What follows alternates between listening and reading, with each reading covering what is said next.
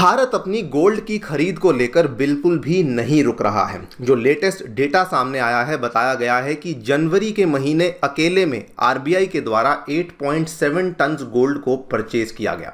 उसके बाद फरवरी के महीने का डेटा भी सामने आया है जिसमें कि भारत के द्वारा 6 टन गोल्ड को खरीदा गया और अब जो टोटल हमारे आरबीआई के पास गोल्ड रिजर्व्स पहुंच चुके हैं वो दोस्तों 817 टन के आसपास हमने इस आंकड़े को टच कर लिया है। आप लोग यहाँ पे देख पाएंगे, खबर जो है ये कल ही सामने आई है।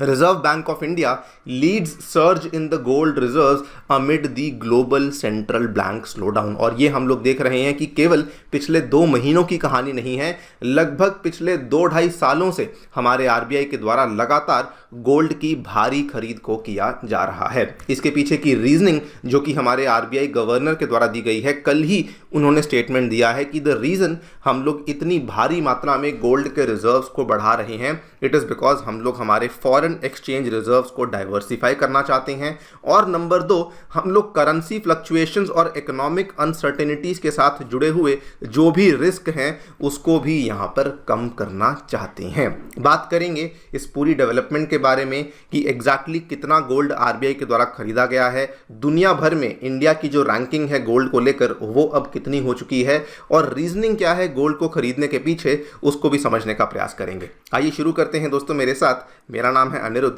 यदि आप लोग हमें फॉलो करना चाहते हैं, हमारे लेक्चर्स के अपडेट्स को प्राप्त करना चाहते हैं तो यहाँ पर दिए गए टेलीग्राम चैनल्स के माध्यम से ऐसा कर सकते हैं। आगे बढ़ने से पहले आपको बताना चाहूँगा दोस्तों, 14 अप्रैल को अपने कैलेंडर्स को मार्क कर लीजिए। सुबह 9 बजे अनअकैडमी आपके लिए लेकर आ रहा है इंडिया का सबसे बड़ा scholarship test for UPSC civil services examination. इस टेस्ट में एनरोल करना कंप्लीटली फ्री है और अगर आप एनरोल करते हैं और टॉप रैंक्स लेकर आते हैं तो आपको हमारी तरफ से स्कॉलरशिप्स और कई सारे इनाम जीतने का मौका भी मिलने वाला है। इसके अलावा यदि आप लोग अपनी तैयारी अनअकैडमी के ऑफलाइन सेंटर्स के माध्यम से शुरू करना चाहते हैं तो अनअकैडमी के सेंटर्स अब दोस्तों नई दिल्ली के करोल बाग में, नई दिल्ली के मुखर्जी नगर में और साथ में उत्तर प्रदेश के प्रयागराज में आ चुके हैं। इन सभी सेंटर्स में हम लोग आपके लिए 2025 और 2026 के जो भी कोर्सेज हैं उनको लॉन्च कर चुके हैं। अगर आपने इनमें एनरोल नहीं किया है तो अभी जाकर के एनरोल कीजिए। एनरोल करने का तरीका बहुत ही सिंपल है। डिस्क्रिप्शन बॉक्स में आपको एक बिटली लिंक दिया हुआ है, वहां पर जाकर के आपको क्लिक करना है, अपनी जानकारी भरनी है और मेरी भी जानकारी भरिए, मेरा नाम भरिए, सो दैट हमारी टीम आपको प्रायोरिटी बेसिस पे रीच आउट करेगी और आपको डिस्काउंट्स भी अवेलेबल करवाए जाएंगे और जो भी यहाँ पे काउंसलिंग है वो भी आपको अवेलेबल करवाई जाएगी। ऑल राइट, सो आंकड़े मैंने आपको पहले ही बता दिए हैं और ये आरबीआई की जो गोल्ड परचेज की खरीद है वो दोस्तों रुक नहीं रही है। आपको बता दूं, मार्च महीने में भी प्रॉबेबली बहुत भारी मात्रा में गोल्ड को खरीदा गया होगा, लेकिन उसका जो डेटा है वो जल्द ही रिलीज होगा। उसके बाद हम लोग उसको लेकर भी कवर करेंगे कि एग्जैक्टली कितना गोल्ड आरबीआई के द्वारा मार्च महीने में खरीदा गया है। खैर, ये जो आरबीआई के द्वारा गोल्ड की बाइंग है ये पिछले 1-1.5 साल से नहीं, लगभग पिछले 7 ईयर्स से हम लोग देखते आ रहे हैं। पिछले 7 सालों में आरबीआई के द्वारा ऑलमोस्ट 250 टन से भी ज़्यादा गोल्ड को खरीद लिया गया है। इसके पहले आरबीआई ने जब इतना गोल्ड परचेज किया था एक सिंगल टाइम पे, that was the time of 2008-9 की जो हमारी फाइनेंशियल क्राइसिस थी, उस टाइम पे हमने 200 टन से भी ज़्यादा गोल्ड को परचेज किया था। और आज चूंकि दुनिया भर में इकोनॉमिक अनसर्टेनिटीज बहुत बढ़ चुकी हैं, इसीलिए आरबीआई भारी मात्रा में गोल्ड को परचेज कर रहा है। इसके परिणाम क्या हुआ है? नंबर 1, हमारे जो फॉरेक्स रिजर्व्स हैं जिसमें कि हमें 4 कंपोनेंट्स देखने को मिलते हैं, फॉरेन करेंसीज, गोल्ड, आईएमएफ का करेंसी कोटा जिसको कि एसडीआर कहा जाता है, एंड उसके बाद रिजर्व पोजीशन। इसमें क्या हुआ है कि गोल्ड का जो परसेंटेज है वो सडनली बढ़ चुका है as percentage of the total forex reserves. Total forex reserve आपको मालूम होगा रिसेंटली बहुत ज़्यादा बढ़ चुके हैं, ऑलमोस्ट $650 बिलियन पर पहुंच चुके हैं, लेकिन उसमें जो गोल्ड की मात्रा है वो बढ़ते बढ़ाते अब ऑलमोस्ट 51 बिलियन यूएस डॉलर्स को टच कर चुकी है। दूसरा इसका परिणाम क्या हुआ है कि इंडिया की जो गोल्ड के रिजर्व्स हैं ये बहुत बढ़ चुके हैं। हम लोग ऑलरेडी नंबर 9 पर पहुंच चुके हैं। जापान और इंडिया के बीच में डिफरेंस बहुत ही कम है और अगर आप लेटेस्ट डेटा को देखें तो इंडिया ऑलमोस्ट 817 टन पे पहुंच चुका है।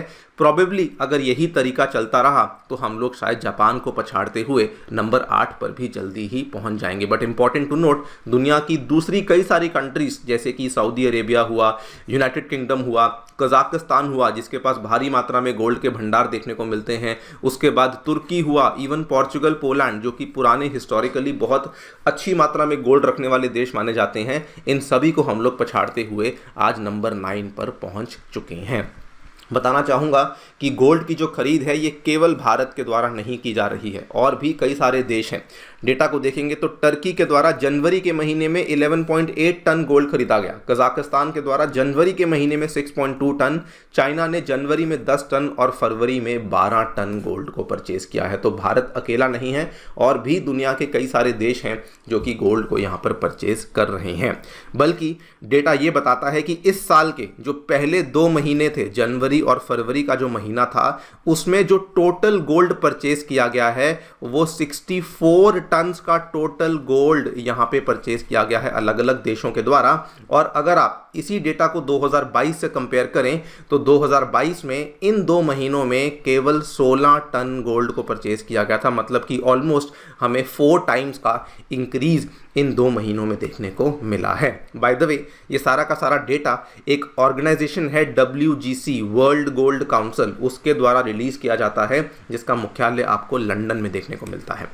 सवाल ये आता है कि आखिरकार दुनिया भर के जो सेंट्रल बैंक्स हैं वो गोल्ड को एक्यूमुलेट करने में क्यों लगे हुए हैं। I think it is a very very well known fact कि सबसे पहले रशिया यूक्रेन के बीच में चल रहा युद्ध, उसके बाद पिछले साल शुरू हुआ इजराइल गाजा के बीच में जो प्रॉब्लम्स, और अब जो लेटेस्ट अनसर्टेनिटी हम देख रहे हैं वो है ईरान और इजराइल के बीच में भी हम लोगों को प्रॉब्लम्स देखने को मिल रही हैं। तो क्योंकि यहाँ पे ढेर सारी जियोपॉलिटिकल अनसर्टेनिटीज़ चल रही हैं, इकोनॉमिक वॉलेटिलिटीज़ चल रही हैं, अलग अलग देशों में इन्फ्लेशन देखने को मिल रही है, that is one main reason कि सेंट्रल बैंक्स यहाँ पे गोल्ड को एक्यूमुलेट कर रहे हैं। और इनफैक्ट यही एक कारण है कि अगर आप लोगों ने विटनेस किया होगा, पिछले लगभग 1 महीने में गोल्ड का जो दाम है वो 10% से भी ज़्यादा राइज कर चुका है। अगर आप लोग फॉलो नहीं कर रहे तो आपको बता दूं, ये देखिए 1 महीना पहले गोल्ड का दाम कहाँ था, आज एक ही महीने के अंदर हमें 10% का राइज देखने को मिला है। और ये जनरली देखने को नहीं मिलता क्योंकि गोल्ड एक स्लो मूविंग एसेट है, लंबे टाइम में आपको ग्रोथ देकर देता है, लेकिन 1 महीने में 10% की ग्रोथ अगर देखने को मिली है तो इसका सिग्नल बड़ा क्लियर है कि अलग अलग देश जो हैं इसको भारी मात्रा में परचेज कर रहे हैं। कहा यह भी जाता है कि गोल्ड को ट्रेडिशनली एक बहुत ही अच्छा एसेट माना जाता है, सेफ एसेट माना जाता है। इवन हिंदुस्तान के परिवारों में भी आपने देखा होगा कि शुरू से ही गोल्ड को खरीदा जाता है सो दैट इकोनॉमिक अनसर्टेनिटी के साथ हम लोग डील कर सकें, और सेम रोल आज के डेट में दुनिया भर के सेंट्रल बैंक्स भी निभा रहे हैं। डाइवर्सिफिकेशन ऑफ एसेट्स के लिए भी गोल्ड को एक बहुत अच्छा हेज माना जाता है, बिकॉज अगर किसी भी देश में इन्फ्लेशन हो रही है तो अकॉर्डिंगली जो गोल्ड की वैल्यू है वो भी साथ में आपकी धीरे धीरे बढ़ती रहती है, और वही सोच के साथ आज गोल्ड के रिजर्व्स को बढ़ाया जा रहा है। एक बहुत बड़ा रीज़न जिसके चलते गोल्ड की होल्डिंग्स को बढ़ाया जा रहा है वो है कि यूएस का जो डॉलर है उसकी वैल्यू जब कम होगी तब इमीडिएटली माना जाएगा कि गोल्ड की वैल्यू बढ़ जाएगी। ऐसा कब देखने को मिलेगा? अभी आपने देखा होगा कि यूएस में जो उनका सेंट्रल बैंक है उनके द्वारा रेट कट्स को अनाउंस नहीं किया गया। अभी उन्होंने केवल ये बोला है कि हम लोग रेट कट्स को अनाउंस करने वाले हैं, और केवल इसी स्पेक्यूलेशन में अगर आप देखें, केवल इसी स्पेक्यूलेशन में जो गोल्ड का लेवल है वो बढ़ चुका है, इवन सिल्वर का लेवल भी यहाँ पे काफ़ी बढ़ चुका है। और इसीलिए जब ये रेट कट एक्चुअली में आपको देखने को मिलेगा तब आप देखेंगे कि रेट कट होने के साथ जब यूएस डॉलर का प्राइस नीचे गिरेगा तो सडनली गोल्ड की वैल्यू भी बढ़ जाएगी। ये भी एक रीज़न है कि अलग अलग देश भारी मात्रा में गोल्ड को खरीद रहे हैं ताकि यूएस डॉलर के जो गिरने के साथ उनको एडवांटेज मिले, उस एडवांटेज को वो भी यहाँ पर ले सकें। These are the various reasons जिसके चलते गोल्ड को यहाँ पे परचेज किया जा रहा है। आरबीआई के गोल्ड परचेज डिसीजन को कई सारे एक्सपर्ट्स ने यहाँ पे सराहना दी है। कुछ एक्सपर्ट्स का ये कहना है कि ये हमारी इंडिया की फॉरेन एक्सचेंज रिजर्व्स की स्टेबिलिटी को बढ़ाता है। कुछ एक्सपर्ट्स का कहना है कि बहुत ही प्रूडेंट फाइनेंशियल डिसीजन है। साथ में कहा जाता है कि गोल्ड जो है क्योंकि आज के टाइम पे बहुत सारी ट्रांजैक्शंस नॉन डॉलर ट्रांजैक्शंस हो रही हैं, तो उस मामले में भी देखा जाए तो गोल्ड एक अच्छी बेट मानी जाती है to hold during these times. Overall it is considered a very very good decision जो कि आरबीआई के द्वारा यहाँ पे लिया गया है कि ऐसे टाइम पे हम लोग भारी मात्रा में गोल्ड को परचेज कर रहे हैं। बाकी दोस्तों आप लोग क्या सोचते हैं डेफिनेटली बताएं हमें कॉमेंट सेक्शन में। That's all for now, thank you so much for listening, stay tuned and stay safe.